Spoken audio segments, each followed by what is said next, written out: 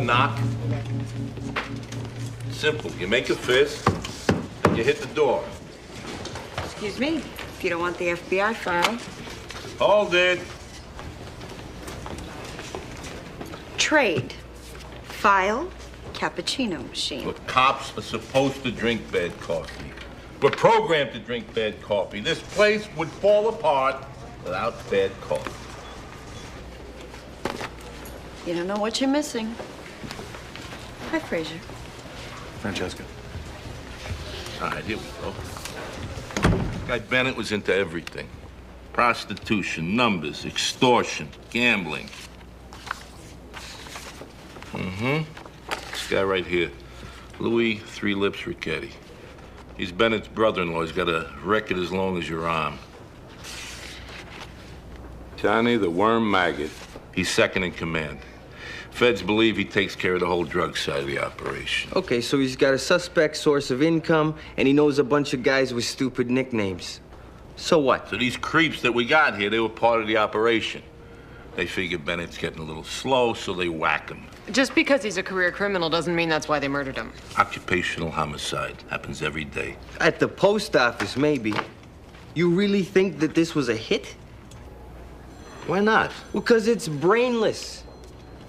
Two guys sit down. Hey, let's stab a guy in broad daylight with 100 witnesses. Maybe they're so smart they do something stupid. Anybody ever think of that? Could you elucidate, sir? No, not since the late 60s. That's Canadian for explain. Oh, all right.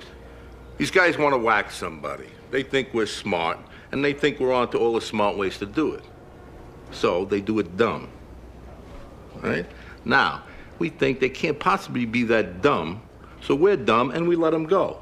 But if we're smart, we realize they did it stupid because they're so smart, and we put them away. Very simple.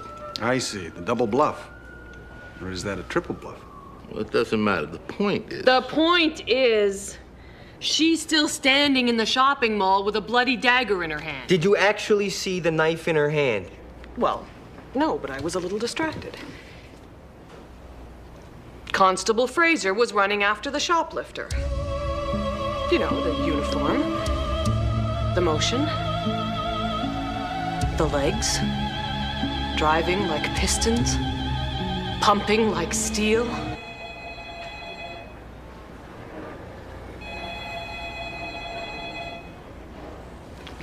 Something red going fast always draws the eye. I know exactly what you mean. I doubt it. Nevertheless, this was obviously not a crime of logic.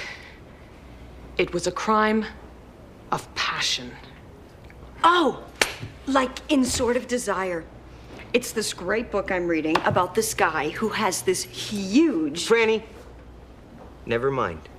...problem because he's dating this woman who he's in love with, but she's not really in love with him. That's not it at all. She's involved with the older man. Perhaps even married to him. Maybe loves him. But let's say he's cold and unfeeling. He treats her badly. Probably abuses her. Wait a minute. What are you basing this on? From what I heard and what I saw. What I heard and what I saw. Who are you, Sherlock Holmes? You're a laugh riot detective. But if you had looked, you would have seen that she wore Cartier earrings mounted in rose gold and uncultured black pearls. Exactly the kind of gift an older man might give to buy affection and excuse his guilty conscience. Wow, that is one talkative necklace. But did you look at the hand? Because if you did, you would have seen she was wearing the young guy's school ring, which means she was going out with the creep. They're all creeps. She could have stole the jewelry from her grandmother. She could have lifted the ring from her brother. She and the young man were friends. Lovers. Friends. Lovers. It is possible for a man and a woman to develop a personal platonic relationship based on friendship, a shared sense of values and mutual respect. Yeah, on Mars, maybe. Oh, no, here on Earth as well, Ray. I think it happens all the time. Doesn't sound like much fun to me. She met the young man. How'd she meet him? It doesn't matter how she met him. Maybe he was her delivery boy. Maybe he was her plumber. Maybe he was... Wait, her pool boy. Yes, like in the Sort of Desire. Well, Okay, the guy in the Sword of Desire wasn't really the pool boy. He was actually An English lord. an English lord. All right, he's her pool boy. He meets her. He sees her with the older man, but he knows how terrible he is for her. He also knows she could never face him alone, so... She wants out of it, you understand? It's over. This for real?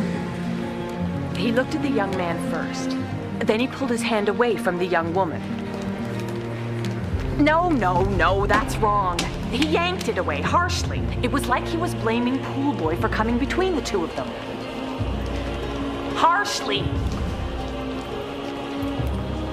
It's him, isn't it? You couldn't do any better than a pool boy? This doesn't happen to me. You don't get to decide anymore, Mike. She doesn't love you. He grabbed her hand. Hard, hurting her. She could feel his brutality. I'm taking you home. Pool Boy couldn't stand to see it. He gripped my card and yanked her away. We're leaving now, Mike.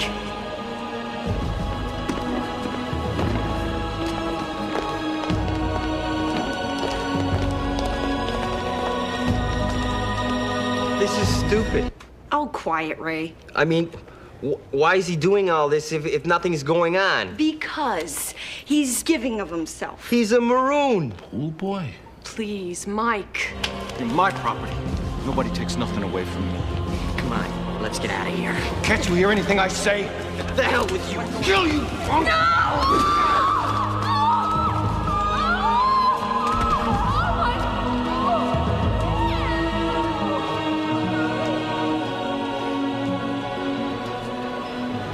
I could never let him hurt you. Never. Not after. Sir? Sir? Not after what? I think Inspector Thatcher's referring to an incident on a train. Fraser, Understood. what I'm trying to say is that it is possible to feel so strongly for another person that you would do anything to protect them. Even kill for them. Yes. She killed to protect Pool Boy because he was protecting her. Oh, man. This is even more beautiful than Sword of Desire. They've lawyered up.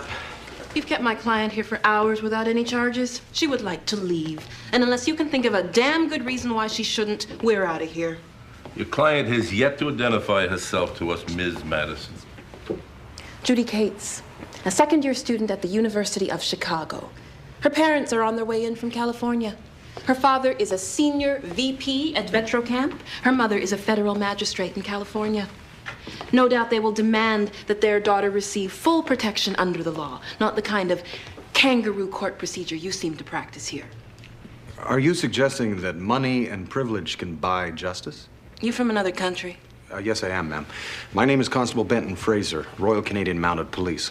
I first came to Chicago on the trail of the killers of my father, and for reasons that don't need exploring at this juncture, I've remained attached as liaison officer with the Canadian Consulate. You got a punk kid in the next room with a long sheet. Do yourself a favor. Go pick on him. Ms. Madison, are we to assume then that Ms. Cates was not involved in an abusive relationship with Mr. Bennett